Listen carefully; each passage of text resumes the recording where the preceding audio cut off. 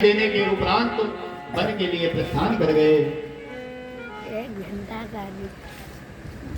इधर महाराज परीक्षित ने सुखदेव स्वामी से कहा, भगवान महाराज ध्रुव जी को 5 वर्ष की अवस्था में ही भगवान के दर्शन हो गए, ऐसा क्यों?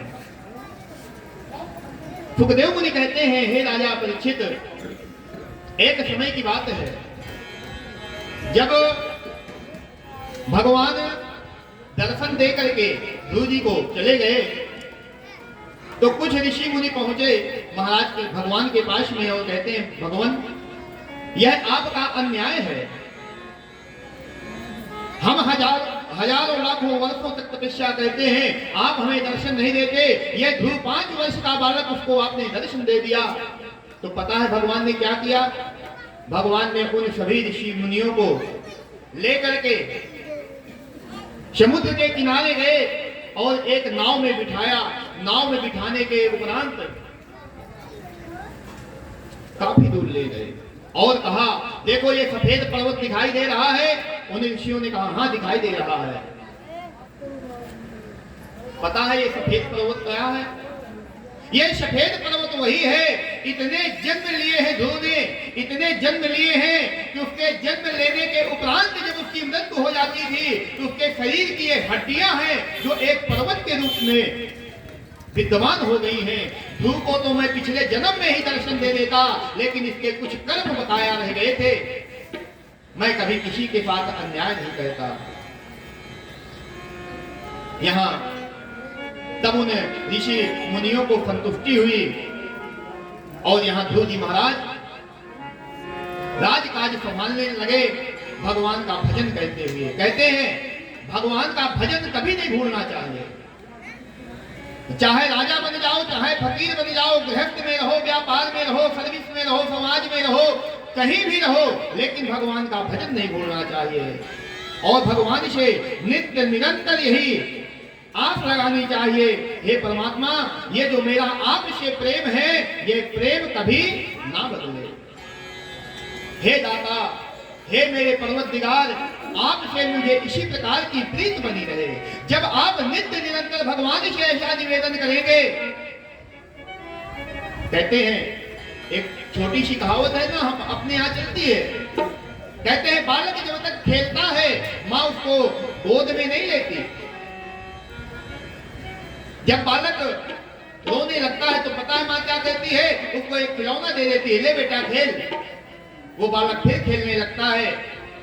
थोड़ी देर बाद जब वह बालक उस खिलौने से थक जाता है, खिलौना फेंक देता है, रोने लगता है, अभी भी माँ उसको गोद में नहीं लेती, दूसरा खिलौना दे देती है, 4 खिलौने और दे देती है, ले इन खिलौनों में खेल। वो फिर खेलने लगता है। लेकिन जब वह सारे खिलौनों को फेंक देता है, तब मां अपने घर के सारे कार्यों को बंद करके उस बालक को उठा लेती है और अपने हृदय से लगा लेती है। वह जान जाती है कि इस बालक को तो सबसे ज्यादा आवश्यकता मेरी है। उसी प्रकार से परमात्मा हमारे साथ में क्या करते हैं? जैसे ही भगवान को पाना चाहते हैं, भगवान हमें थोड़ा सा धन दे देते हैं, हम फिर धन में खेलने लगते हैं।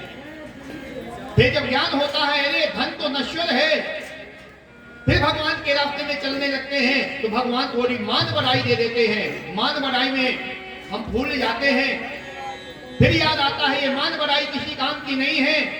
फिर भगवान के रास्ते में चलते हैं, भगवान यश दे देते हैं। जब हम सब कुछ छोड़ देते हैं, मान बढ़ाई, धन दौलत, परिवार, गृहस्थ, सब कुछ समाज को छोड़ देते हैं, तब परमात्मा हमको अपनाता है। जिस प्रकार से वो बालक जब सब कुछ छोड़ देता है तब उसकी माँ उसको गोद में उठाती है, उसी प्रकार से जब हम संसार की वस्तुओं को छोड़ देते हैं तब परमात्मा हमें गोद में उठाता है। इसलिए परमात्मा से नित्य निरंतर ये प्रार्थना करते रहना चाहिए, हे परमात्मा आपका मेरा प्रेम हमेशा बना रहे। किसी भक्त ने कितने सुंदर भाव में कहा है कि दाता तेरा मेरा प्यार कभी ना बदले, दाता मेरा प्यार कभी न बदले, दाता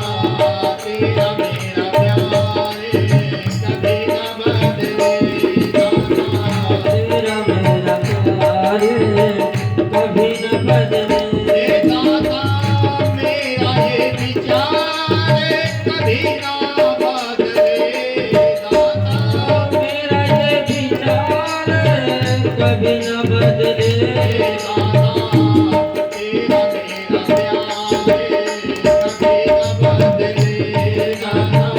तेरा मेरा प्यार कभी न बदले हम लोग भी पूरे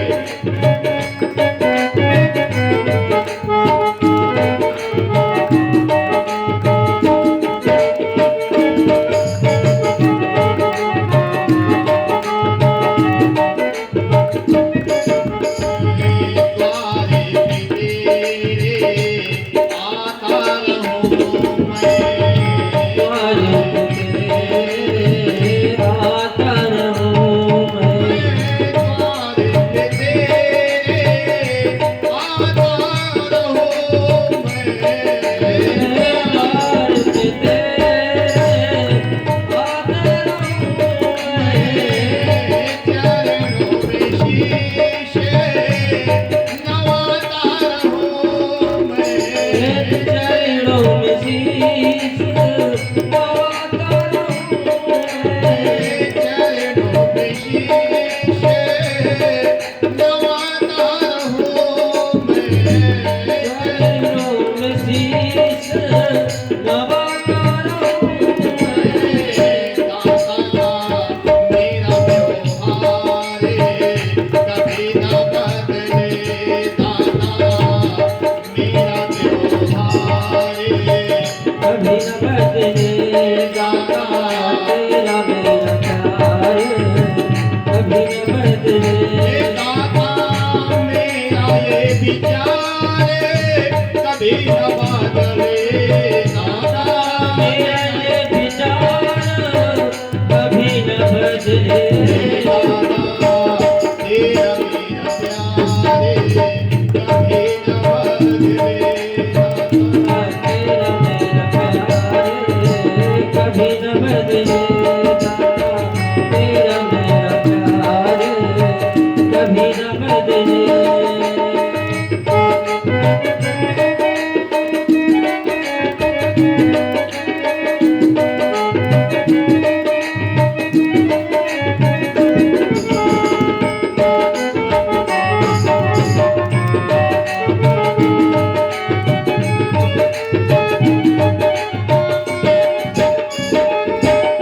अपना हो चाहे हो बेगाना, अपना हो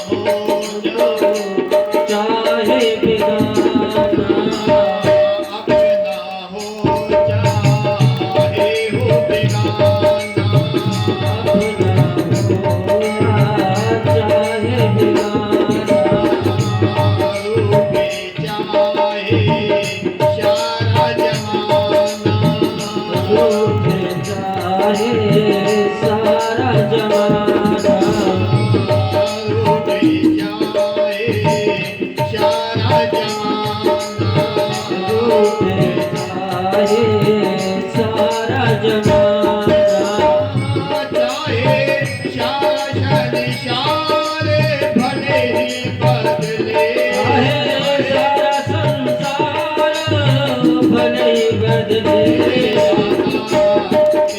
मेरा प्यार कभी ना बदले दाता, तेरा मेरा प्यार कभी न बदले दादा तेरा मेरा प्यार कभी न बदले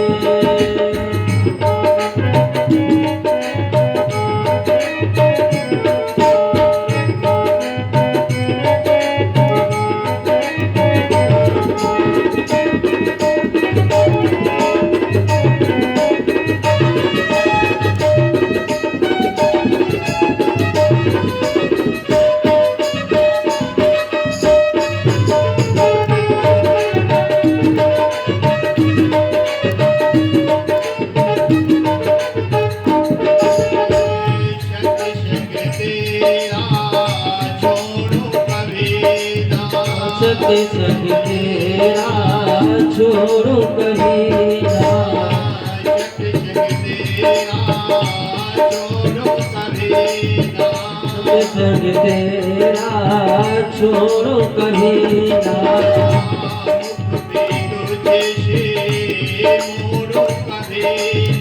मुख भी तुझे से मोड़ो कभी ना मुख भी तुझे से मोड़ो कभी ना मुख भी तुझे से मोड़ो कभी ना मन से मन का तारे कभी ना बदले मन से मन का तारे कभी ना बदले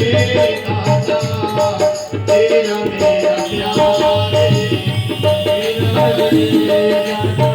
तेरा मेरा प्यार कभी बदले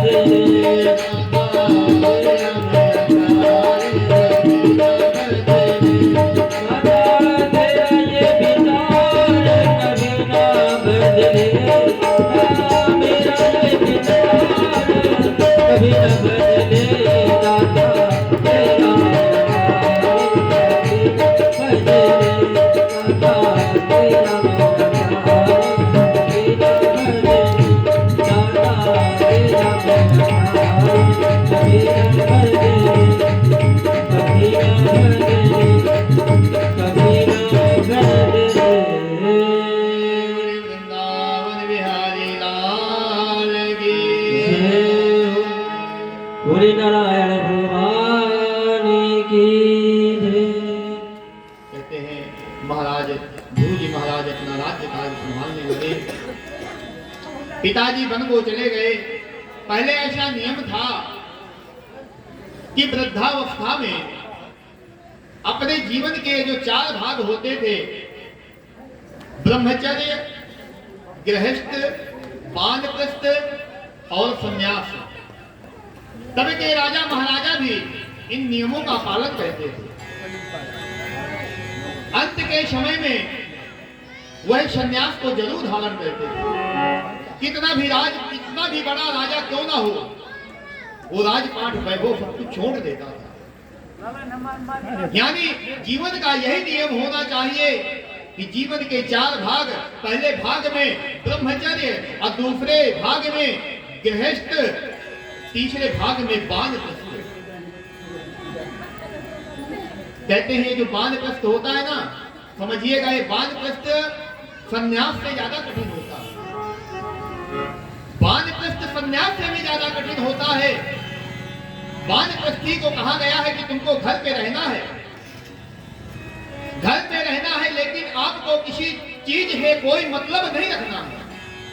बहू क्या कर रही है कहने दो, बेटा क्या कर रहा है कहने दो, पत्नी क्या कर रही है, आप सिर्फ दृष्टा बन करके देखो कहां हानि हो रही है, आपको कोई लेना देना नहीं है, कहां लाभ हो रहा है, आपको कुछ भी नहीं कहना है। कहते हैं जब आप वानप्रस्थ जीवन स्वीकार करोगे, सिर्फ दृष्टा की भांति जब वानप्रस्थ में रहोगे, तब आप एक अच्छे सन्यासी बन सकते हैं।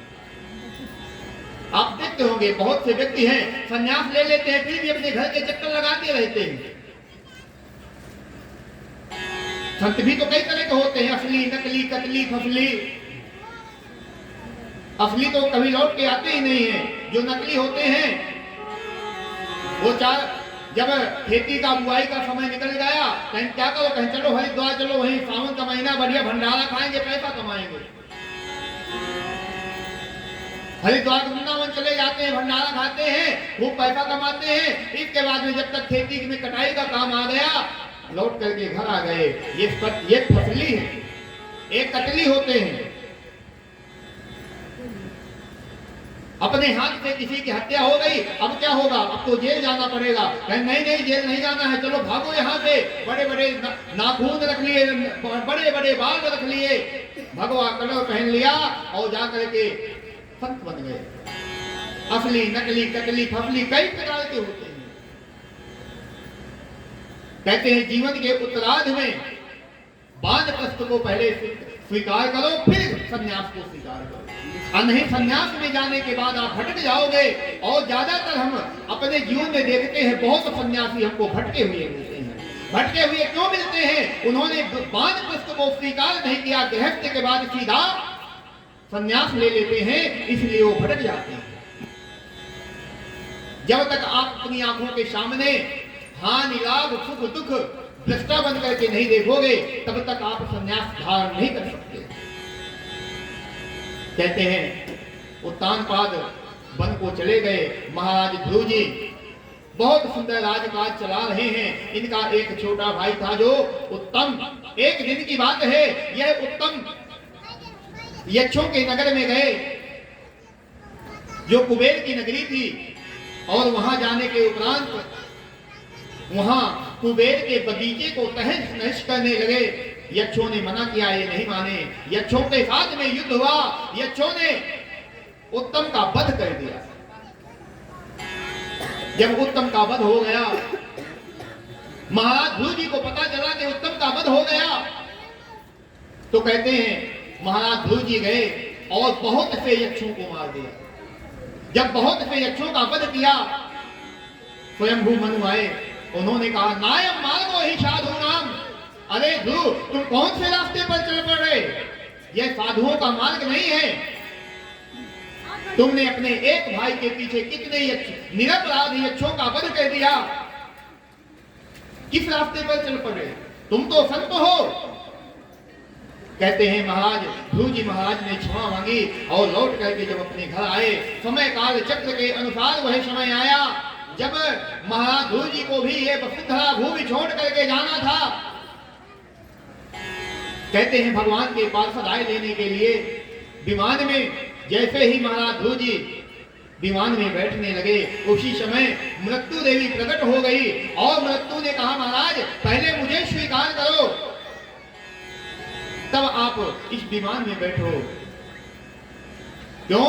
क्योंकि यह मृत्यु लोक है, जो पैदा हुआ है उसका मरना निश्चित है कि आया है सो जाएगा राजा रंग फकीर। कोई सिंहासन चढ़ चला, कोई बंधा जंजीर। जिसके जैसे कर्म है उसी प्रकार से हो जाएगा।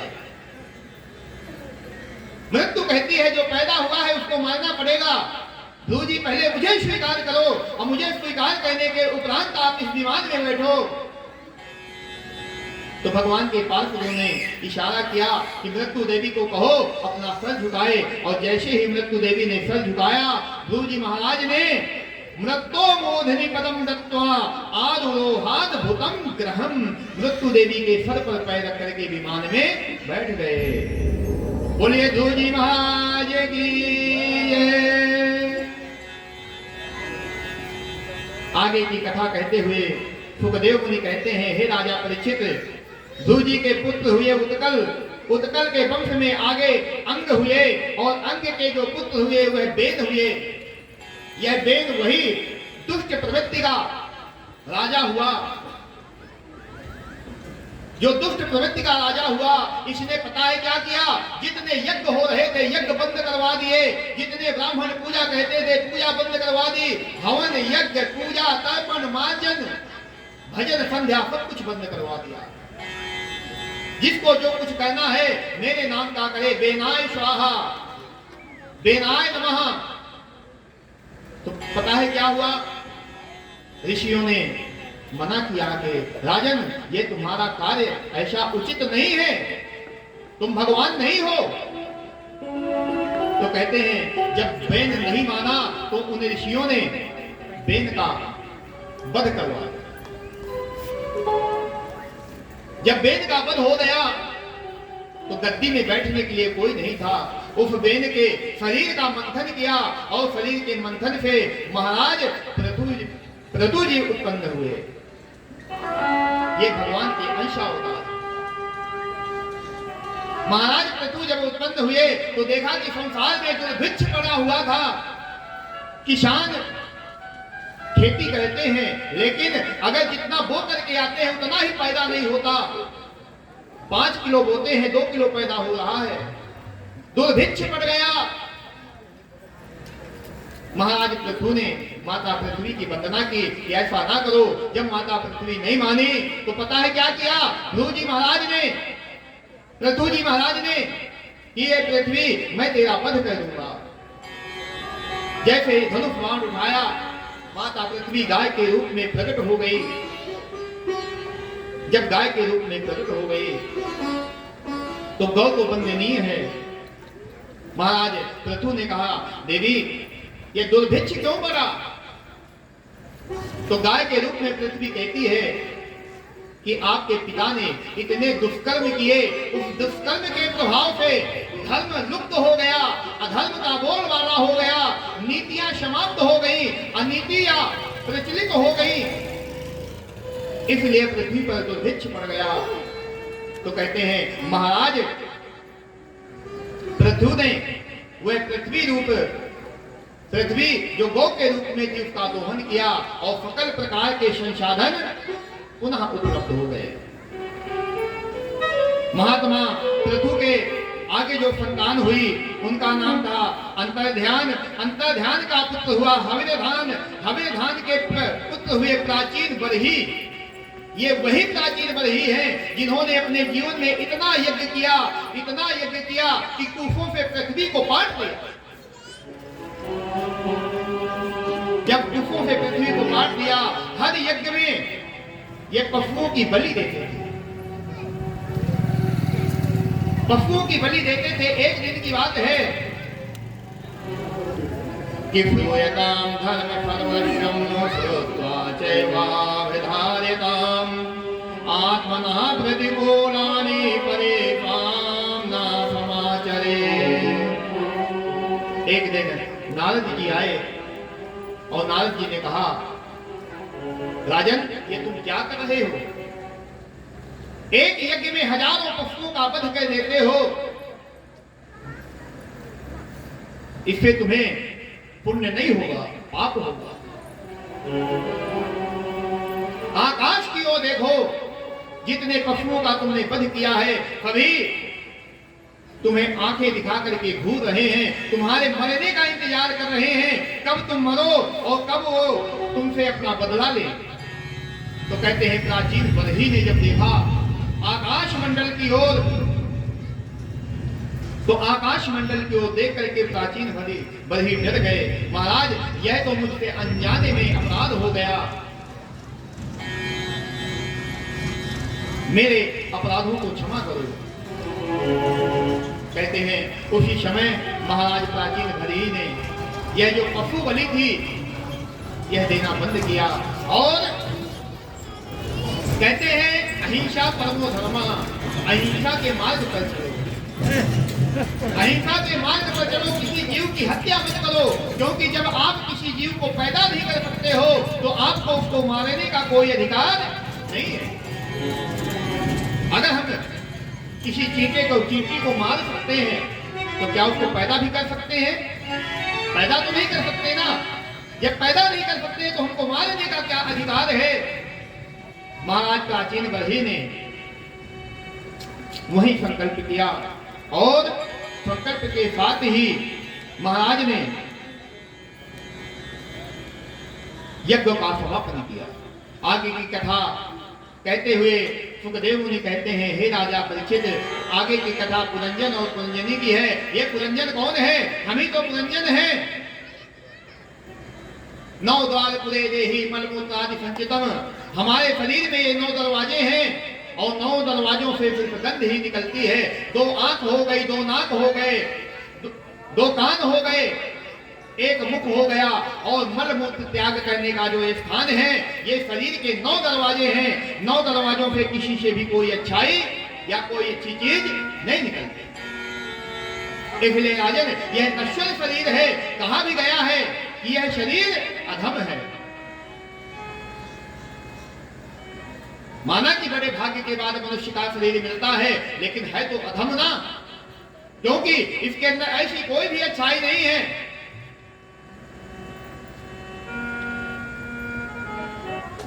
पांच तत्वों से शरीर बना हुआ है। पृथ्वी, जल, अग्नि, वायु, आकाश और सभी तत्वों को मिलाकर के है पंच तत्व का यह शरीर अधम है।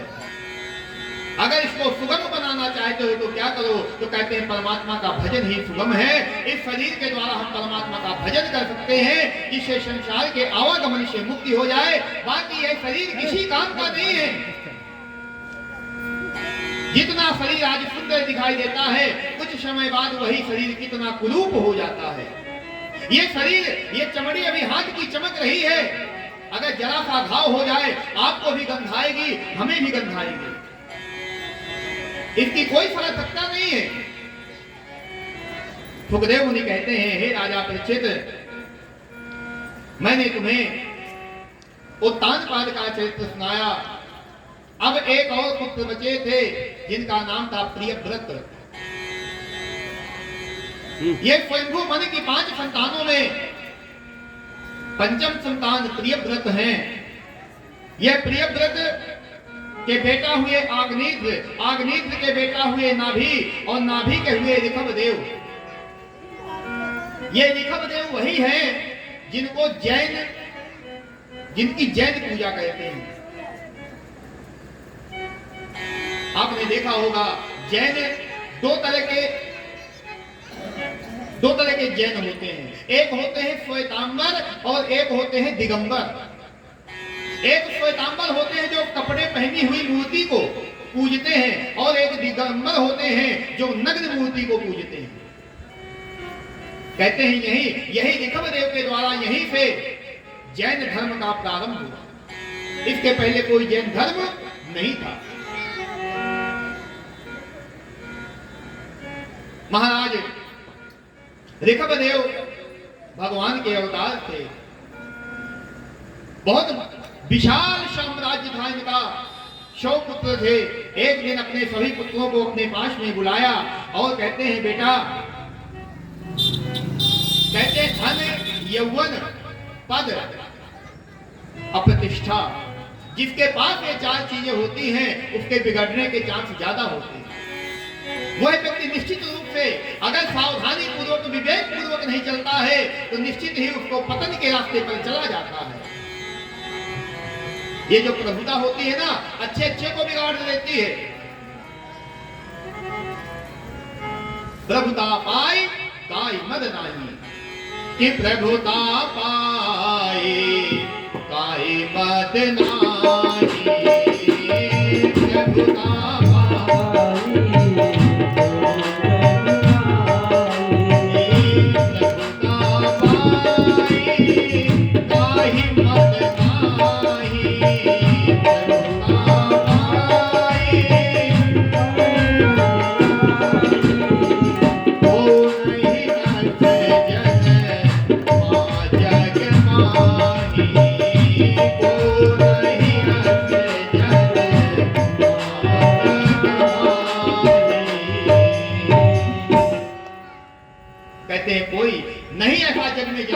जिसको सुंदर रूप मिलने के बाद अभिमान ना हुआ हो, लक्ष्मी पाने के बाद में अभिमान ना हुआ हो, अच्छा पद पाने के बाद में अभिमान ना हुआ हो।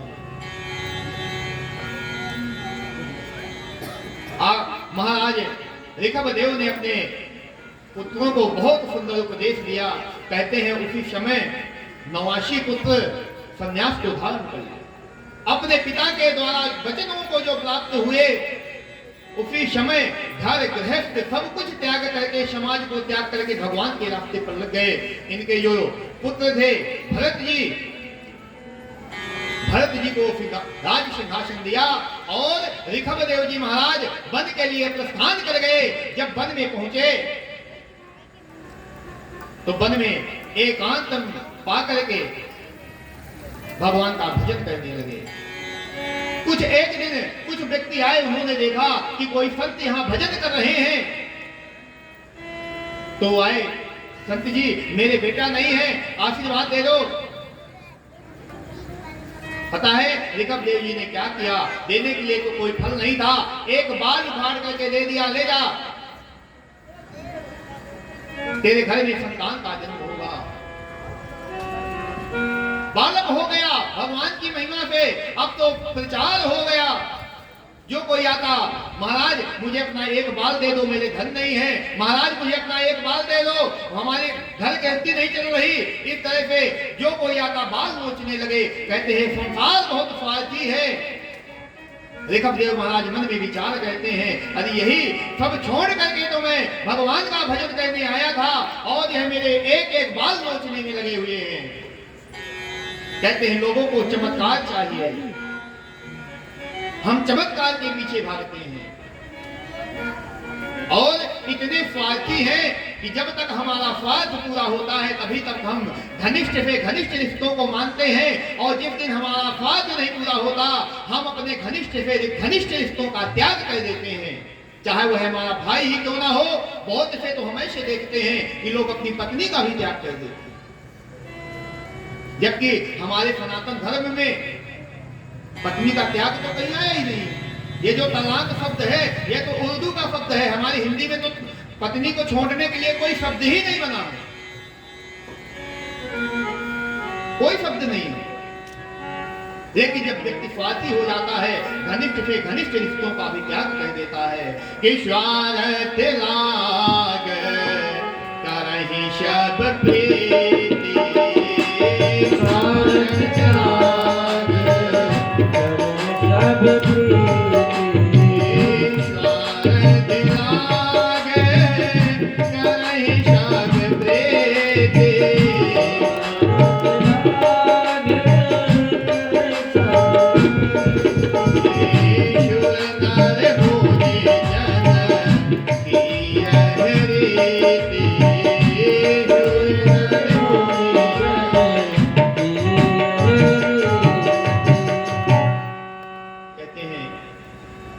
महाराज ऋषभदेव ने क्या किया, एक पत्थर रख लिया मुंह में। जब भी कोई आता तो मुंह खोल करके वो पत्थर दिखा देते। लोग कहते कैसा बाबा है, बोलता नहीं है। नहाना बंद कर दिया, किसी से बोलना बंद कर दिया। तब लोगों ने वहां आना जाना बंद कर दिया। क्यों? अब हमारे स्वार्थ की पूर्ति नहीं हो रही, बाबा से हमें कुछ प्राप्त नहीं हो रहा, हम बाबा के पास में क्यों जाएंगे? नहीं आएंगे। कहते हैं समय काल चक्र के अनुसार जो भरत जी राजा बने थे, एक दिन क्या हुआ, जब इनका उपराध आया और उधर ऋषभदेव महाराज भगवान का भजन कहते कहते अपने लोक को प्रस्थान हो गए। बोले ऋषभदेव महाराज की जय। भरत जी ने अपने पुत्रों को राजगद्दी दिया और राजगद्दी देने के उपरांत वन में चले गए। जब वन में गए तो किस जगह गए? कहते हैं दामोदर कुंड के पास में गए। यह दामोदर कुंड कहाँ है? यह नेपाल में है।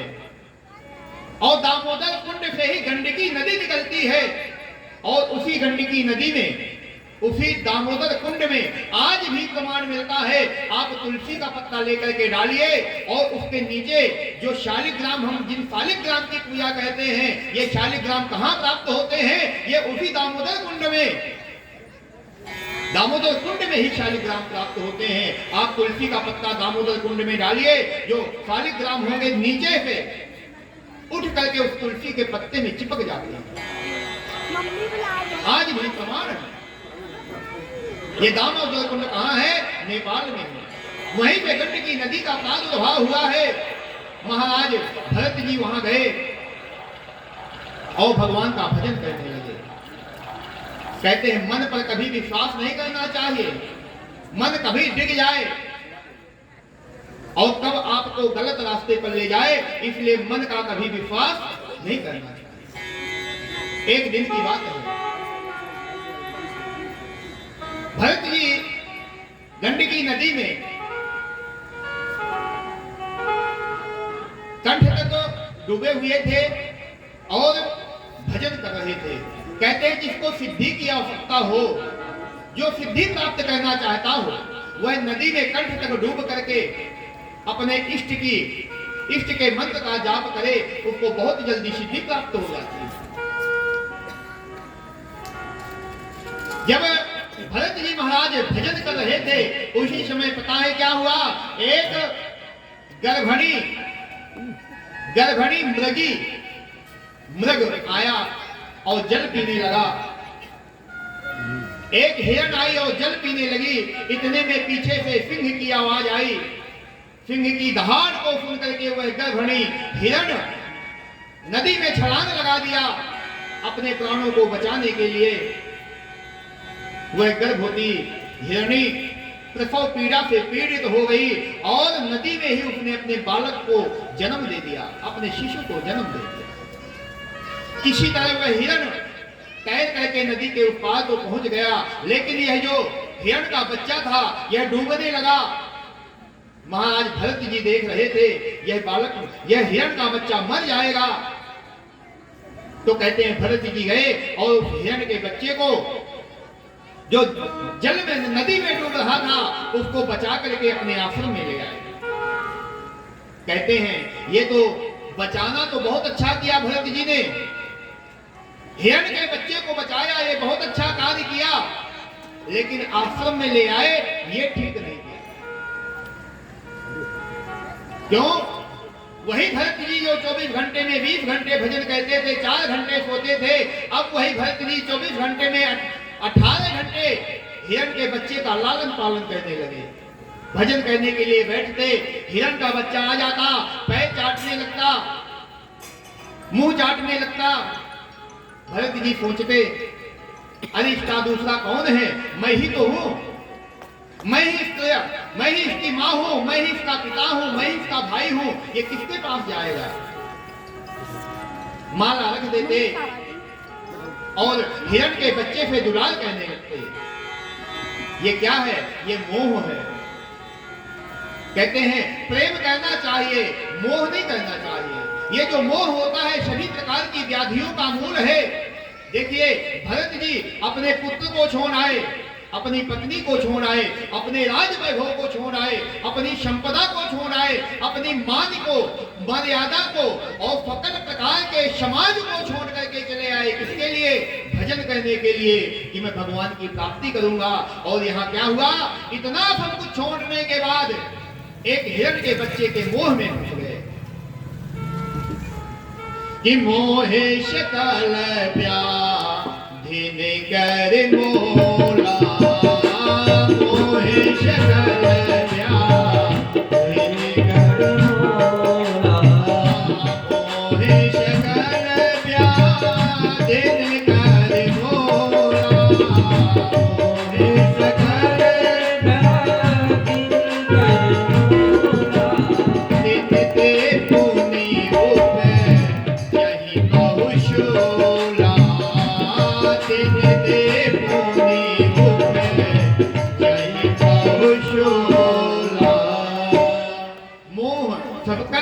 की व्याधियों का मूल है। सब कुछ छोड़ने के बाद आज मृग के बच्चे में आसक्त हो गए। भजन छूट गया, भजन के लिए ही आए थे। एक दिन क्या हुआ? वह मृग का बच्चा धीरे धीरे बड़ा हुआ और एक दिन क्या हुआ? मृगों का झुंड आया और मृगों के झुंड में जाकर के यह मृग का बच्चा उस झुंड में मिल गया और अपने साथी संगातियों के साथ में चला गया।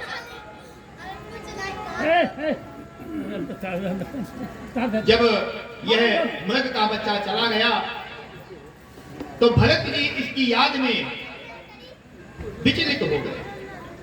इसका कौन था? जंगल के हिंसक पशु इसका भोजन न कर ले, कहां है? भूखा होगा, प्यासा होगा। जो भजन करने के लिए आए थे आज मृग के बच्चे में आसक्त हैं।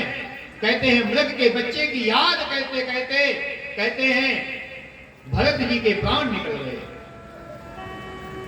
अंतमति सागति, अंत के समय में आपकी जैसी बुद्धि होगी दूसरे जन्म में आपको वहीं जाना पड़ेगा जिसका आप चिंतन करोगे।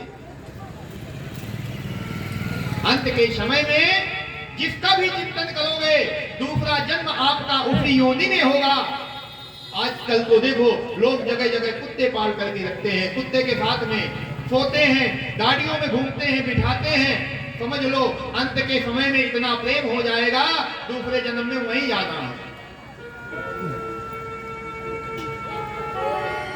अंतमति सागति, जैसी अंत में मति होगी वही गति होगी। क्या हुआ?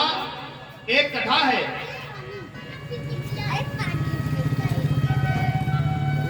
एक संत जी थे, उनकी कही हुई कोई भी भविष्यवाणी कभी गलत नहीं हुई। जो कुछ कह देते थे वही सत्य होता था। उन्होंने कहा कि अमुक तारीख को अमुक समय पे मेरी मृत्यु होगी और मंदिर में जितने घंटे लगे हुए हैं सब घंटे अचानक से बजने लगे। वह समय आया, वो संत जी की जो समय बताया था, जो मुहूर्त बताया था, जो तिथि बताई थी, उसी तिथि में वो संत की मृत्यु हुई। मृत्यु हो गई, लेकिन मंदिर के घंटे नहीं बजे। जब मंदिर के घंटे नहीं बजे, सभी साधु संत एकत्रित हो गए। ऐसा कैसे हो गया? इनकी भविष्यवाणी गलत कैसे हो गई?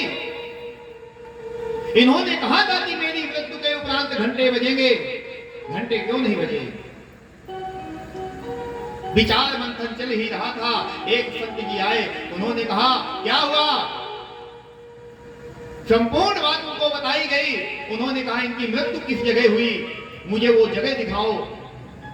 वो जगह वो संत जी को जब दिखाई गई, संत जी ने चारों तरफ देखा, तो देखने के उपरांत पता है वहां क्या था?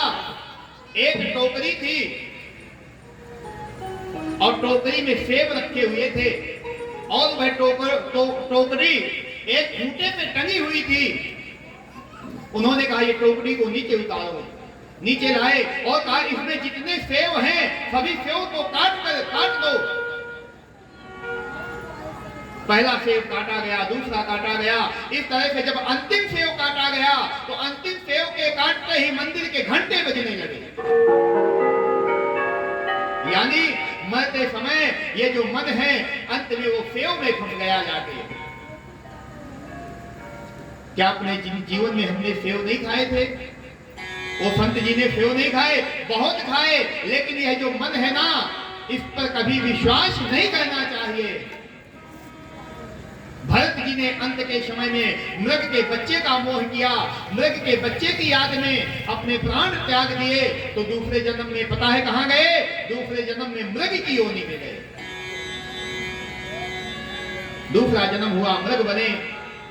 लेकिन भगवान की कृपा कि मृग बनने के बाद भी पूर्व जन्म की स्मृति नष्ट नहीं हुई। हम जो अपने जीवन में भजन करते हैं ना, ये भजन कभी नष्ट नहीं होता, कभी नष्ट नहीं होता। दूसरे जन्म में भरत जी जो मृग के शरीर में हैं, कहते कभी भी अपने झुंड में नहीं गए, हमेशा एकांत विचरण करते, सूखी घास खाते और मृग के शरीर में ही भगवान का भजन करते रहे। एक दिन क्या हुआ? दावाग्नि लगी। ये जो दावाग्नि होती है ना, ये दावाग्नि जब जंगल में लगती है, जब बांस आपस में टकराते हैं और जो बांस के टकराने से चिंगारी निकलती है, वह चिंगारी दोनों तरफ फैलती है और बीच में कोई भी व्यक्ति कोई भी हो बच नहीं सकता दावाग्नि से। इसकी प्रकृति ऐसी है, एक तरफ दावाग्नि नहीं चलती, दोनों तरफ चलती है। उस दावाग्नि में ये भरत जी जो मृग के शरीर में थे, ये भागे नहीं वहां से और अपने शरीर का त्याग कर दिया। तीसरा जन्म हुआ इनका आंगिरस गोत्र के ब्राह्मण के यहां। जब तीसरा जन्म हुआ तो जन्म होने के उपरांत पिता ने कान में गायत्री मंत्र दिया। गायत्री मंत्र दिया, मस्तक की ललाट देखी, ललाट की रेखाएं देखी, बड़ा भाग्यशाली पुत्र है, ये तो मेरा नाम कमाएगा, मेरा यश फैलाएगा। प्रसन्न हो गए और तीसरे जन्म में भी इनका नाम भरत ही रखा गया। समय काल चक्र के अनुसार धीरे धीरे बड़े हुए। एक दिन क्या हुआ, भरत जी के पिताजी ने इनको बुलाया और कहा बेटा इधर आओ, अपनी गोद में बिठाया, बहुत प्यार दुलार कहते रहे और कहा बेटा ये स्वस्ति वाचन याद कर लो। अब भरत जी ने कहा ये स्वस्ति वाचन मेरे पिताजी मुझे क्यों याद करवा रहे हैं, मेरे कल्याण के लिए नहीं याद करवा रहे। आज स्वस्ति वाचन याद करवा रहे हैं, कल कहेंगे बेटा गृह शांति याद कर लो, परसों कहेंगे बेटा जाओ यजमान के बेटा हुआ है हवन करवा दो, फिर कहेंगे यजमान के बेटे की शादी है विवाह करा दो, फिर कहेंगे यजमान पूरा हो गया जाओ संस्कार करा दो। जिस चीजों पे मैं बचना चाहता हूं मैं फिर उन्हीं चीजों में फंस जाऊंगा। तो कहते हैं भरत जी ने एक भी मंत्र याद करके अपने पिता को नहीं सुनाया। पिताजी सोचते हैं, मन में विचार किया, अरे मैंने तो सोचा था यह बालक बहुत बुद्धिमान होगा, लेकिन यह तो जड़ बुद्धि का है, इसलिए इनका नाम क्या हो गया, जड़ भरत हो गया। सब कोई को जड़ भरत कहने लगा। धीरे धीरे धीरे धीरे समय व्यतीत हुआ, माता पिता का देहावसान हुआ। देहावसान होने के बाद जो जड़ भरत के भाई भाभी इत्यादि थे, इन्होंने कहा ये किसी काम का नहीं है, देखो खाता है पीता है कितना मोटा ताजा है, यही पड़ा रहता है, आपको हम तरह तरह के व्यंजन खिलाती हैं, आपका शरीर सूखा सूखा है, इसका शरीर कितना मोटा है। सुखदेव स्वामी कहते हैं, हे राजा परीक्षित, तुलसी विधवा बाग का कि तुलसी विधवा बाग का सींचत ही मुरझाए, आराम भरोसे जो रहे पर्वत पर हरियाए। हम अपने घर में तुलसी का पौधा लगाते हैं, सुबह जल देते हैं, शाम को आरती कहते हैं, और कहते हैं पौष के महीने में, माघ के महीने में जब विकराल ठंड पड़ती है तो चुन्नी से तुलसी को ढक देते हैं कि सूख ना जाए, जल देते हैं, छाया देते हैं, फिर वो तुलसी सूख जाती है। और क्यों सूख जाती है, क्योंकि हम उसके रक्षक बने हुए हैं। आराम भरोसे जो रहे पर्वत पर हरियाए। आप पर्वतों में जाकर के देखिए, पहाड़ों में जाकर के देखिए, बड़े बड़े वृक्ष लगे हुए हैं, ना उनको कोई जल देने वाला है, ना उनकी कोई छाया करने वाला है, और कैसे लहरा रहे हैं, क्यों, उनको तो भगवान की ही एक छाया है, भगवान का भरोसा है। जब व्यक्ति अपने जीवन में भगवान का भरोसा ले लेता है तब सभी प्रकार से हानि लाभ सुख दुख से मुक्त हो जाता है। चाह गई चिंता गई मनवा बेपरवाह है, जिसको कुछ न चाहिए वो ही साहंसार है। दुख कब तक है, जब तक हमारी आशा है ये वस्तु हमें मिल जाए, ये घर हमें मिल जाए, ये गाड़ी हमें मिल जाए, बंगला हमें मिल जाए, ऐसी सुंदर सी लड़की से विवाह हो जाए, ऐसे सुंदर सा पुत्र पैदा हो जाए कि आशा ही परमम दुखम नैराश्यम परमम सुखम। कहते हैं जो आशा होती है ये बहुत दुख देती है। जब व्यक्ति निराश हो जाता है तब सुखी हो जाता है। जड़ भरत के भाइयों ने पता है क्या किया, जड़ भरत की भाभियों ने कहा जाओ इसको खेत में छोड़ आओ, खेत की रखवाली करेगा, चिड़ियों को भगाएगा, दाना को बचाएगा, जाओ इसको वहां भेजाओ। भाइयों ने जड़ भरत जी को खेतों में बिठा दिया और कहा जो पशु पक्षी आए उनसे खेत की रक्षा करना। प्रातःकाल जब चिड़िया आई और खेत के दाने चुनने लगी तो जड़ भरत जी पता है उन चिड़ियों को देख करके क्या कहते हैं, ये चिड़िया भी राम की है, ये खेत भी राम का है, इस खेत को भी उस परमात्मा ने बनाया है, इस चिड़िया को भी परमात्मा ने बनाया है, मैं मना करने वाला कौन होता हूं। जड़ भरत जी कहते हैं कि राम जी का चिड़िया राम जी का खेत, अच्छा को चिड़िया भर भर पेट, राम जी की चिड़िया राम जी का खेत,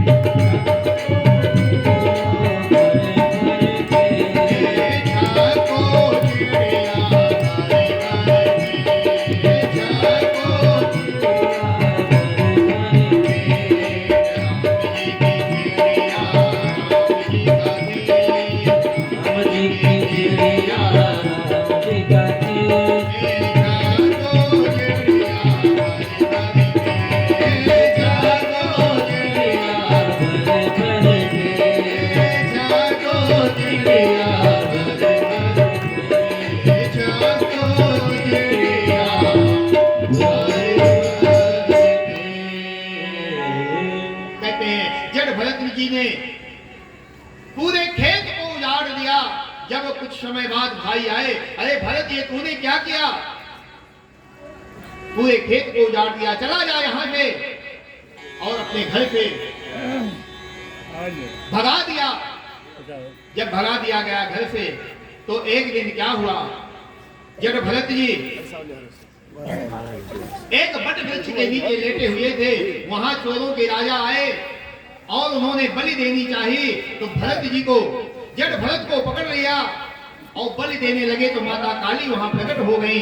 माता काली ने मन में विचार किया, ऐसा मेरा भक्त बलि देने लायक नहीं है, अगर इसकी बलि दे दी गई तो संपूर्ण समाज का मेरे ऊपर से विश्वास भी आएगा। माता काली ने तलवार निकाली और सभी उन दुष्टों का संहार कर दिया। एक दिन की बात है, जड़ भरत जी बट वृक्ष के नीचे लेटे हुए भगवान का भजन कर रहे थे। उसी रास्ते पर रहुगण नाम का एक राजा निकला, जो कपिल मुनि के आश्रम को जा रहा था ज्ञान प्राप्त करने के लिए। पालकी में चला जा रहा था। कहते हैं गुरु से ज्ञान प्राप्त करने जाओ तो पैदल जाना चाहिए। ये रहुगण पालकी में चला जा रहा था।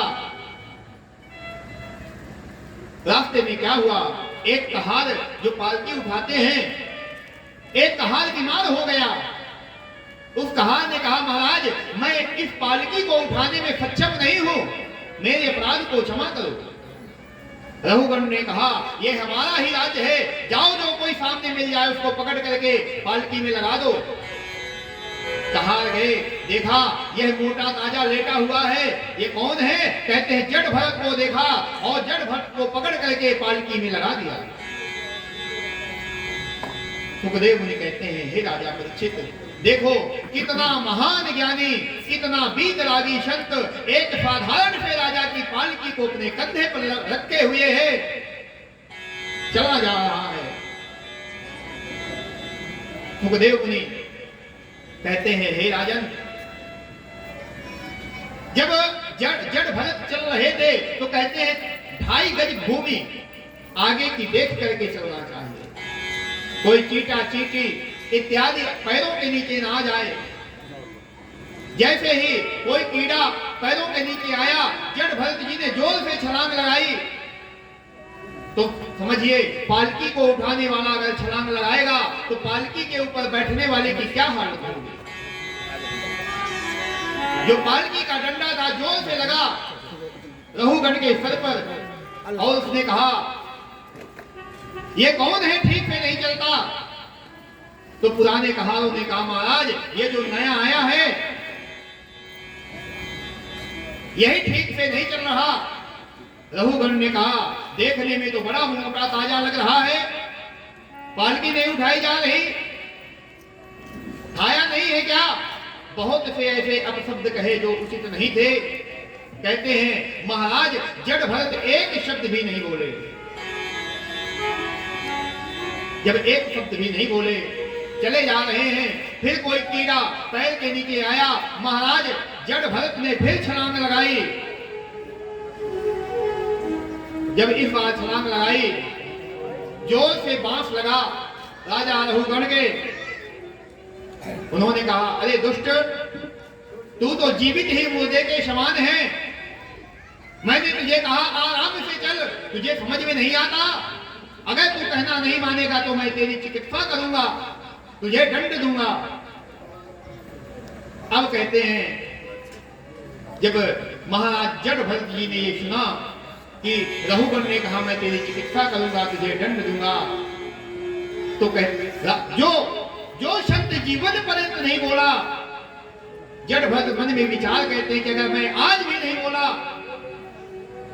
तो आने वाली पीढ़ियां कहेगी कि जड़ भरत जैसे ज्ञानी ने जिसकी पालकी उठाई हो वह राजा मूर्ख का मूर्ख बना, इसलिए आज मुझे बोलना पड़ेगा।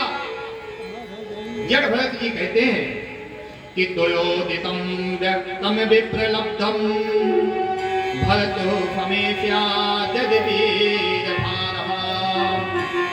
गन्तुर्यदि स्यादधिगम्यमध्वा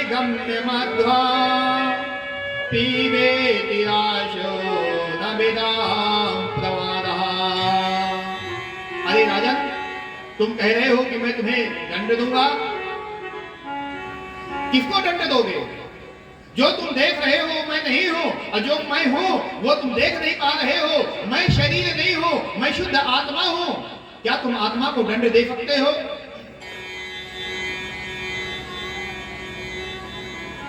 जब ये बात सुनी रघुगण ने, ये ऐसी ज्ञान की बात कौन कर रहा है? ये जो पालकी उठाई है ये बोल रहा है। कहते हैं रघुगण ने तुरंत पालकी से छलांग लगा दी, नीचे आ गए, हाथ जोड़ करके खड़े हो गए। महाराज आप कौन हैं? विभर शिशुत्वम, आपने जनेऊ धारण किया हुआ है, कौन है आप? मैं यम के दंड से, इंद्र के वज्र से नहीं डरता जितना मैं ब्राह्मण के श्राप से डरता हूं, क्योंकि इंद्र का वज्र, यम का पाश एक ही मृत्यु लेता है, लेकिन ब्राह्मण का जो श्राप होता है वह संपूर्ण वंश का नाश कर देता है। आप कौन हैं? जड़ भरत कहते हैं राजन, ये आपकी दूसरी गलती। जो तुम मुझसे पूछते हो मैं कौन हूं, जो तुम हो वही मैं हूं, और जो मैं हूं वही तुम हो। जो आत्मा तेरे अंदर विद्यमान है वही आत्मा मेरे अंदर विद्यमान है। शरीर सुख दुख को भोगता है, आत्मा सुख और दुख को नहीं भोगती। तुमने कहा था ना मैं चिकित्सा करूंगा, बोलो क्या चिकित्सा करोगे? मैं शुद्ध आत्मा हूं। अयम आत्मा ब्रह्म शिवोहम, अहम ब्रह्मास्मि। मैं जो कुछ यह संसार में जो दिख रहा है इससे मैं ओत प्रोत नहीं हूं, मैं इससे भिन्न हूं, अलग हूं। राजन, नैनम छिन्दन्ति शस्त्राणि नैनम दहति पावकः, अन्नाचैनम क्लेदयन्त्यापो न शोषयते मारुतः। नैनम छिन्दन्ति शस्त्राणि, कहते हैं आत्मा को शस्त्र छेद नहीं सकता, जल गला नहीं सकता, वायु सुखा नहीं सकती, अग्नि जला नहीं सकती। ऐसी मैं आत्मा हूं। कहते हैं रघुगण को महाराज भरत जी ने बहुत सुंदर उपदेश किया, भटाटवी का उपदेश किया। रघुगण ने बारंबार निवेदन किया, और निवेदन करने के बाद कहते हैं हे भगवान आप मुझे ज्ञान दो। जड़ भरत कहते हैं राजन सुनो कि अहम पुरा भरतो नाम राजा, अहम पुरा भरतो नाम राजा, अभिमुख दृष्ट सुत संग बंधा, आराधनम भगवते हमानो, मृगो भयम मृग संगाध्यकारथा। अरे राजन, अहम पुरो भरतो नाम राजा, मैं भी अपने किसी जन्म में भरत नाम का राजा था, लेकिन मेरा संग बिगड़ गया। संग बिगड़ गया, संग किसका मिला? मृग का संग मिला, हिरण का संग मिला, तो मेरा संग बिगड़ गया, तो मेरी मृत्यु भी बिगड़ गई। संग के बिगड़ने से मृत्यु बिगड़ गई। इसलिए राजन हमेशा संग का ध्यान रखो, और सत्संग में जाओ। सत्संग है क्या? सत्य स्वरूप परमात्मा का संग ही सत्संग है। क्यों? बिना सत्संग विवेक न होई, राम कृपा बिन सुलभ न होई। जब सत्संग करोगे तो विवेक का उदय होगा, और जब विवेक का उदय होगा तब तुम्हारा कल्याण हो जाएगा। हम बुरे कर्म कब करते हैं? जब हमारे अंदर विवेक नहीं होता। हम गलत काम कब करते हैं? जब हम देखते हैं कि हमें कोई नहीं देख रहा है। गलत काम हम तभी तो करते हैं जब हम देख लेते हैं कि कोई नहीं हमें देख रहा। पहले चारों तरफ देखते हैं, चोरी करनी हो या और कोई गलत कार्य करना हो तो हम सबसे पहले चारों तरफ देखते हैं कोई मुझे देख तो नहीं रहा, फिर हम गलत कार्य करते हैं। लेकिन वो परमात्मा तो देख रहा है ना, जिसने हमें संसार में भेजा है, वो सब कुछ देख रहा है, वो संपूर्ण जगत का सृष्टा है। और हम उसको मानने के लिए तैयार नहीं हैं। हमें सांसारिक जीवों की निगाह बुलाते हैं कि ये ना हमें देख ले। अरे उसने पहले से 2 दूत हमारे कंधे पर बिठा रखे हैं। जैसे ही हमारा जन्म होता है ये 2 दूत बैठे होते हैं। अच्छा कर्म कहते हैं तो अच्छा लिख लेते हैं, बुरा कहते हैं तो बुरा लिख लेते हैं, और जब तक मृत्यु नहीं हो जाती है ये हमारे कंधों पर बैठे ही रहते हैं। इनसे भाग के कहां जाओगे? समाज की निगाह बचा सकते हो लेकिन इनकी निगाह से बच नहीं सकते। इसलिए अभी कुछ नहीं हुआ है, आज भी जाग जाओ। ये संसार क्या है? यह मुसाफिर खाना है। जिस प्रकार से एक ट्रेन होती है, हम सब लोग उस ट्रेन में बैठे हुए हैं, चले जा रहे हैं। सामने जो यात्री बैठा हुआ है उसे वार्तालाप करने लगते हैं। कभी कभी जो सामने का यात्री होता है बहुत अच्छा होता है, बड़ा मन लग जाता है, आपस में फोन नंबर का आदान प्रदान भी कर लेते हैं। लेकिन कभी कभी कोई ऐसा दुष्ट प्रवृत्ति का मिल जाता है कि सारा रास्ता ही खराब हो जाता है। जब ट्रेन में चले जा रहे हैं, जिसका जो स्टेशन आता है वो उतर जाता है, नई सवारी आकर के बैठ जाती है। उसी प्रकार से ये जो हमारा जीवन है यह भी एक ट्रेन है। चले जा रहे हैं, दादाजी का नंबर आया, दादाजी उतर गए और नई सवारी कौन आ गई? बेटे का जन्म हो गया, ये नई सवारी आ गई। बाद में दादी चली गई। दादी के जाने के बाद दादी का स्टेशन आया, वो चली गई। दूसरी सवारी पोती आ गई घर पे। पुरानी सवारी उतरती जाती है, नई सवारी बैठती जाती है, और एक समय ऐसा आता है जब हमारा स्टेशन आ जाता है, हमको उतरना होता है। लेकिन जब हम कहते हैं कि नहीं हम नहीं उतरेंगे, तो क्या होता है? एक काले कोट वाला आता है और हमको जबरदस्ती हमारे कपड़े पहन करके नीचे उतार देता है। तो काले कपड़े वाला कौन है? यमराज के दूत ही तो है। हमको जब हम क्या कोई मारना चाहता है क्या? हम कहते हैं नहीं हमको नहीं मारना, हम नहीं मरेंगे, तो हम नहीं मरेंगे। जबकि संसार का सत्य यही है कि जो पैदा हुआ है वो मरेगा। सब कुछ सोचते हैं लेकिन ये कभी नहीं सोचते कि मैं भी मरूंगा। यही तो दुनिया का आश्चर्य है। संसार काल के गाल में समा गया लेकिन हम कभी भी नहीं सोच रहे। एक पल में मृत्यु सैया पर भी लेटे हुए हैं, तब भी कहते बेटे को बुलाते हैं कि कोई डॉक्टर को ऐसे बुला दे, ऐसा इंजेक्शन लगा दे, बस एक बार खड़ा हो जाऊंगा। अरे जिंदगी भर खड़ा रहा, क्या उखाड़ लिया? एक बार और खड़ा हो जाएगा, क्या उखाड़ लेगा? कोई मरना नहीं चाहता। मरने के पहले हमको सूचनाएं मिलती हैं। जब हमारा अंत का समय आता है ये सूचनाएं हमको प्राप्त होती है कि चलने की तैयारी करो। लेकिन क्या हम चलने की तैयारी करते हैं? नहीं करते।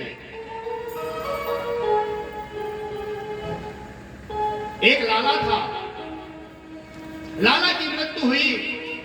मृत्यु होने के बाद में जब वो यमराज के पास में पहुंचा, कहते हैं जो लाला होते हैं ना ज्यादा बुद्धिमान होते हैं। ऐसा हमारे पूर्वज कहते चले आए हैं। हमारा तो संग नहीं हुआ लालाओं के साथ में, लेकिन कहावत सुनी है आप जैसे बुजुर्गों से, इसलिए हमने भी कह दिया कि लाला ज्यादा बुद्धिमान होते हैं। एक लाला की मृत्यु हुई और मृत्यु के उपरांत जब वह यमराज के पास में पहुंचा, देखिए ये घटना हम सब लोगों के ऊपर है, ये कोई हंसने हंसाने की बात नहीं है। जब लाला की मृत्यु हुई, यमराज के पास में पहुंचा, तो लाला पता है यमराज से क्या कहता है? कहता है महाराज आपका नियम ठीक नहीं है। यमराज ने कहा हमारा नियम क्या ठीक नहीं है? लाला कहता है मैं भारत देश में पैदा हुआ, वहां का कानून ऐसा है कि जब जेल जाना होता है तो पहले नोटिस दी जाती है कि भाई सावधान हो जाओ, आपको जेल जाना है। आपने तो हमें एक भी नोटिस नहीं दी, एकदम से बुला लिया। मैं अपने बेटे की शादी भी नहीं कर पाया।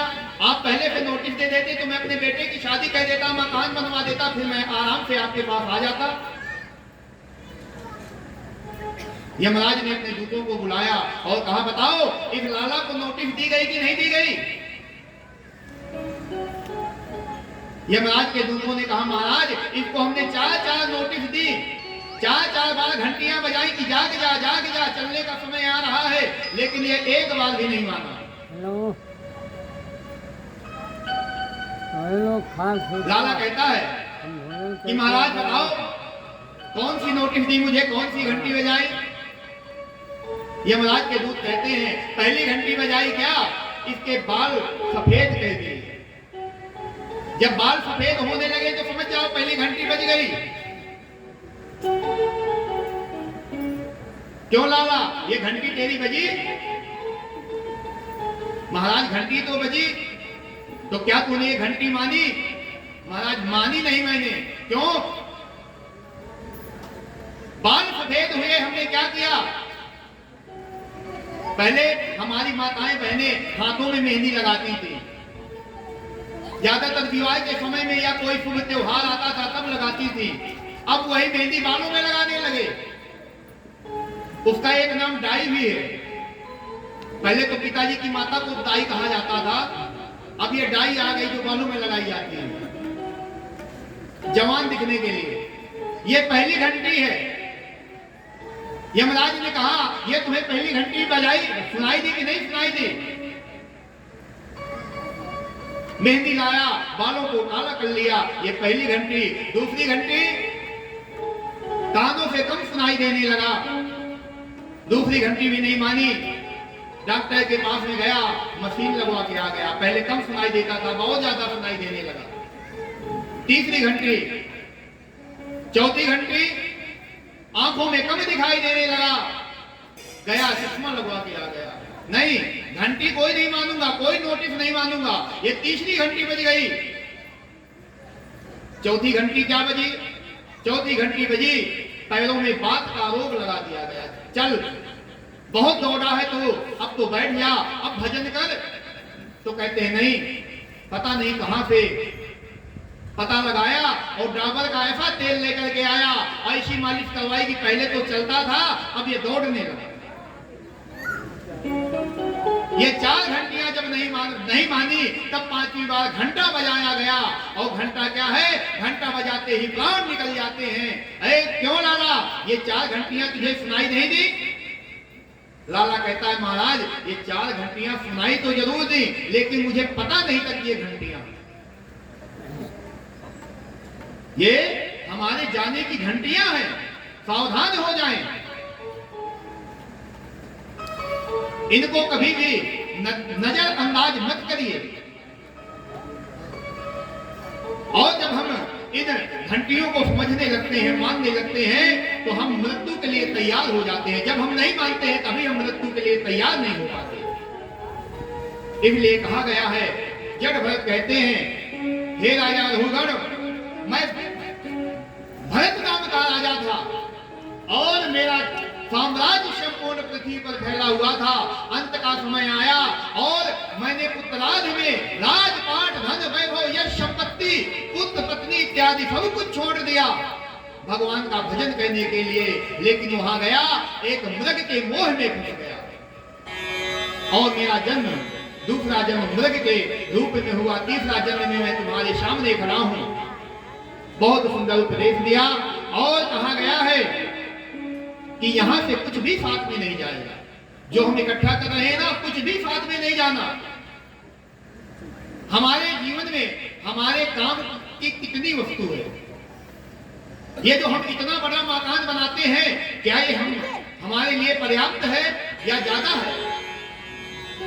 कहते हैं हमारे लिए सिर्फ 5 फुट की भूमि ही पर्याप्त है। एक आदमी कितनी भूमि में सोता है? जितनी उसकी लंबाई है उतनी में ही तो सोता है, बाकी का तो सारा मकान खाली पड़ा रहता है।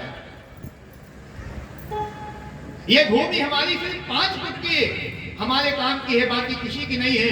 4 मकान है, फिर भी हम नया मकान बनाने की सोच रहे हैं। तो कहते हैं नहीं, साथ में कुछ नहीं जाना है। जब अंतिम समय आता है, प्राण निकलने का समय आता है, तब सब कुछ यही धरा रह जाता है और प्राण पखेरु उड़ जाते हैं। इस जीव के साथ में अगर कोई जाता है तो धर्म ही जाता है, बाकी कुछ नहीं जाता।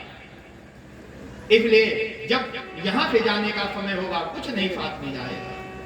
कितना सुंदर भाव है। कि जाएगा जब यहाँ से कुछ भी न पास होगा, 2 गजे कफन का टुकड़ा तेरा लिबास होगा। जाएगा जब यहाँ से, जाएगा जब यहाँ से, कुछ भी न पास होगा। जाएगा जब यहाँ से।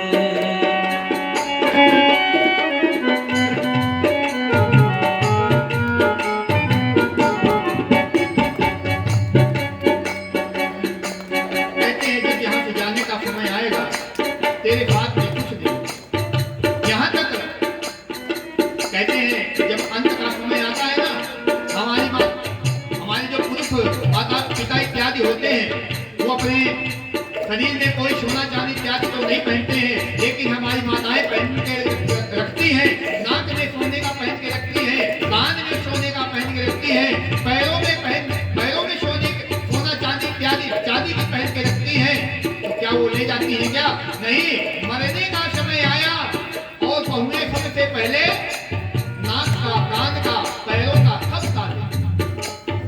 बहुएं उतारेंगी या परिवार का कोई सदस्य उतार लेगा, हाथ में कुछ भी नहीं जाने देंगे। हाथ में क्या जाएगा? वही 2 गज, कि 2 गजे कफन का टुकड़ा तेरा लिबास होगा। 2 गजे कफन का टुकड़ा तेरा लिबास होगा। जाएगा जब यहाँ से कुछ भी न पास होगा। जाएगा जब यहाँ कुछ भी न पास होगा। 2 गजे कफन का टुकड़ा तेरा लिबास होगा। 2 गजे कफन का टुकड़ा तेरा लिबास होगा। ये घटना प्रत्येक व्यक्ति के जीवन में घटनी है। जितनी आप बैठेंगे, मैं बैठा हूं, मेरे साथ भी यही होना है।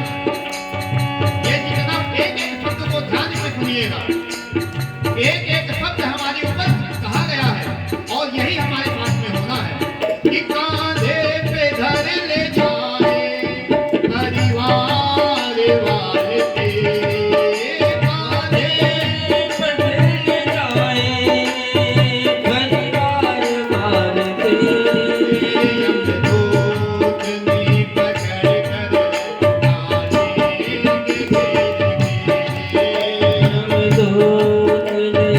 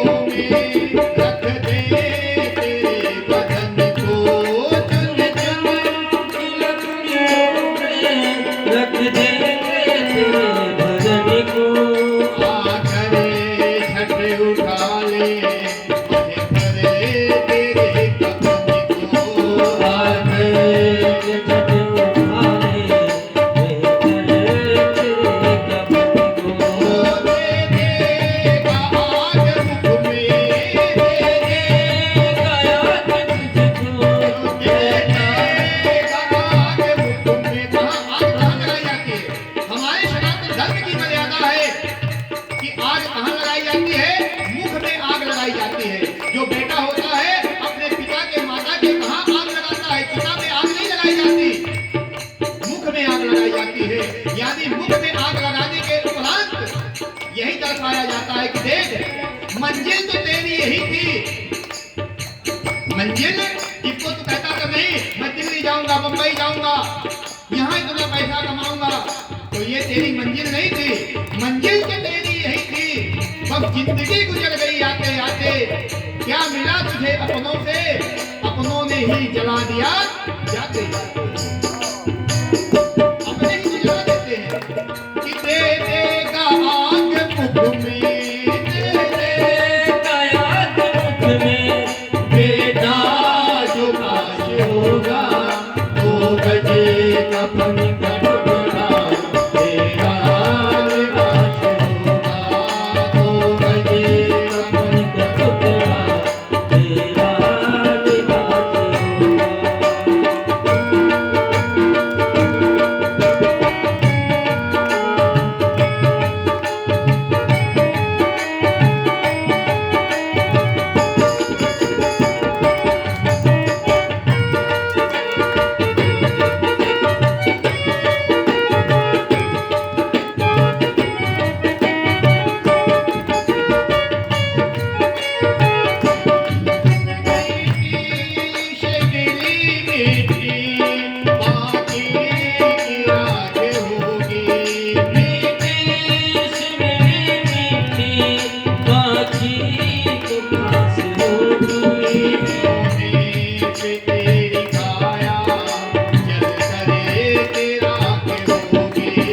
सोने से तेरी काया जल कर रात ये तो हमारा शरीर है ना, 5 तत्वों से यहाँ बना हुआ है, लेकिन ये 5 तत्वों में कब मिलता है? जब ये हम अग्नि को समर्पित करते हैं तब ये 5 तत्वों में मिलता है। जल में डाल देने से 5 तत्वों में नहीं सम्मिलित होता, जमीन में गाड़ देने से 5 तत्व में नहीं मिलता। जब हम अग्नि को समर्पित करते हैं, अग्नि अपना तत्व ले लेती है, जल अपना तत्व ले लेता है, आकाश अपना तत्व ले लेता है, पृथ्वी अपना तत्व ले लेती है और वायु अपना तत्व ले लेती है।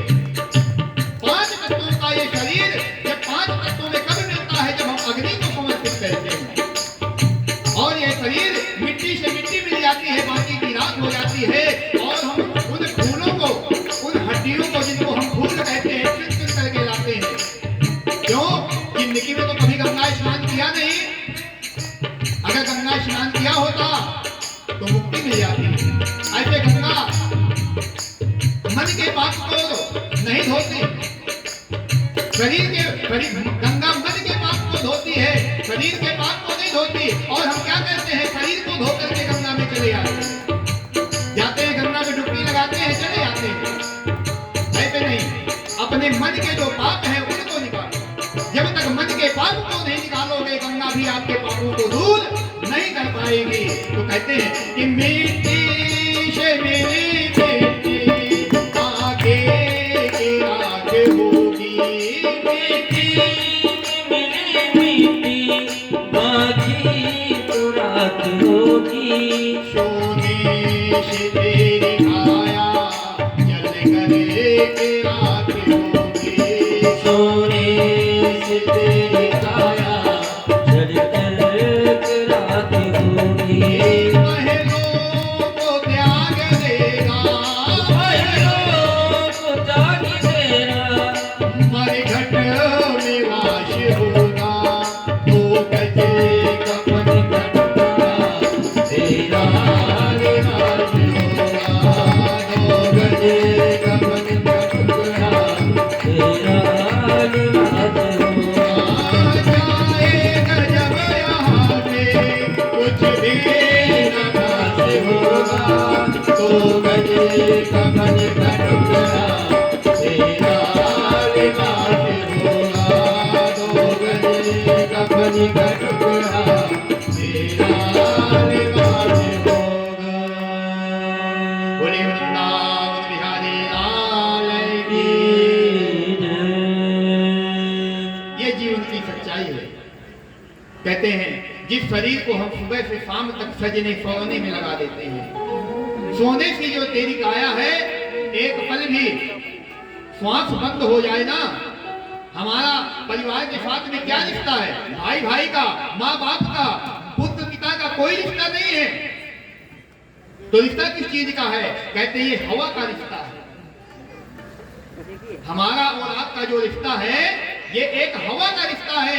ये हवा अंदर और बाहर आना बंद हो जाए तो हम तुरंत त्याग देते हैं। क्यों? पिता तो वही है, शरीर तो वही है, भाई तो वही, क्यों त्याग देते हैं? कहते हैं इसके अंदर हवा आनी जानी बंद हो गई, इसलिए सारा रिश्ता समाप्त हो गया। इसका मतलब है कि इसका और हमारा रिश्ता पिता पुत्र का, भाई बहन का, माँ बाप का इत्यादि नहीं था, एक हवा का रिश्ता था जो चल रहा था। और ये काया जिसको हम तरह तरह से निखारते हैं, ये कहां महल बनवाते हैं रहने के लिए, लेकिन एक पल में ही श्वास बंद हो जाए तो मरघट में लेकर के जला देते हैं। और यह जीव प्रेतात्मा के रूप में वही मरघट में वास करे, कितना भी सुंदर हो, कितना भी वैभवशाली हो। इसलिए कहा गया है कभी मद नहीं करना चाहिए, अभिमान नहीं करना चाहिए। भगवान का नाम जपते जपते कहते हैं जब भरत जी भगवान को प्राप्त हुए, सुखदेव स्वामी कहते हैं हे राजा परीक्षित, अगर जीव को नरकों से बचना है ना, अगर नरक से बचना है तो क्या करे? भगवान का भजन करे। 28 प्रकार के नरक बताए गए हैं। ये जो नरक होते हैं 28 प्रकार के नरक होते हैं। तामिफ्र, अंधतामिफ्र, रौरव, महारौरव, कुंभीपाक, कानशूक, अशिपत्रवन, इस तरह से ये मिलाकर के 28 प्रकार के नरक होते हैं। जो व्यक्ति जैसा कर्म करता है अपने कर्मों के अनुसार वो उसी नरक में डाला। और उसके नरक के पहले एक बैतरणी नाम की नदी आती है। हमारे जब किसी बुजुर्ग का देहांत होता है ना, हम ब्राह्मण को बुलाते हैं, कहते हैं गौदान करा दो, ये गौदान करा दो जिससे बैतरणी नदी को पार हो जाए। वही गौदान पूंछ पकड़ करके गौदान किया जाता है।